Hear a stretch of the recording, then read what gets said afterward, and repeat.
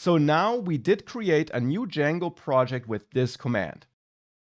And we also installed an IDE and configured it. Now, one step to really work on our project, which we haven't completed yet, is that we need to launch a local development server to preview and test our website. Now, I did mention that we have two files here, asgi.py and wsgi.py, which are related to serving our Python Django application. And that is true. But as long as we're developing, we want a little preview demo dummy web server which runs locally on our system and which allows us to preview the application we're working on. We don't want to finally host and serve the application yet, we just want to preview it. And for convenience, Django has a built-in development server, which makes that very, very easy. Now for this, we need to run a project-specific command, and as I mentioned in the last lecture, for that we're going to use the manage.py file. Now to run a command inside of this project in Visual Studio Code, I recommend that you go to Terminal here and open a new terminal. This exists on all operating systems. Now that is your default system terminal or command prompt already navigated into this project. And any commands which you execute here will run from inside this project folder. Now what we want to do here is we want to execute this manage.py file with a subcommand.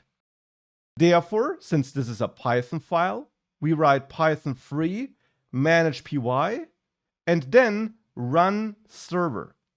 Run server is a built-in subcommand supported by manage.py and Django, which will simply start such a preview development server for this project in this folder. So if I hit enter here, this now starts up a server which we can visit at this address which is printed here. By default, it's your localhost IP address at a port of 8000. So we can go to our browser and either enter that IP :8000 or localhost :8000. Both works.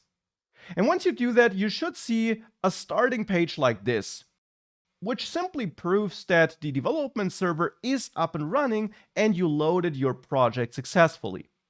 Now, as we're working on our project and as we add our own pages, we will then be able to navigate to those pages and preview them here. It's not something we can do yet because we haven't created any pages yet, but soon we will be able to do so. Now, one very important note though, this development server, which we started with the run server command, is an ongoing process. As you can tell in this terminal, I'm not getting back control. I can't enter and execute more commands here. I can enter something here, but it's not treated as a new command. If you want to quit this running server, you need to press Ctrl+C here, and this will exit out of the server.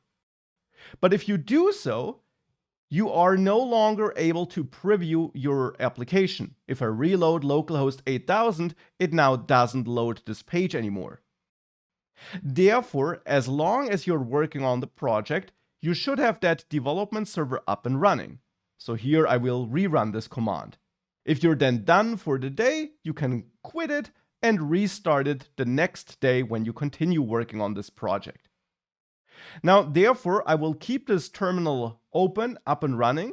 I will just minimize it so that it doesn't occupy as much space. But it is important that this does stay up and running here. And with that, we got this development server, which we need to later preview our application. And therefore, we're almost done. I just want to do one last thing now to get started with Django and with our own code in the next course section. One side note, by the way, this SQLite free file which was created here is a little dummy database, which we're also going to use throughout the course, but which you can ignore for now.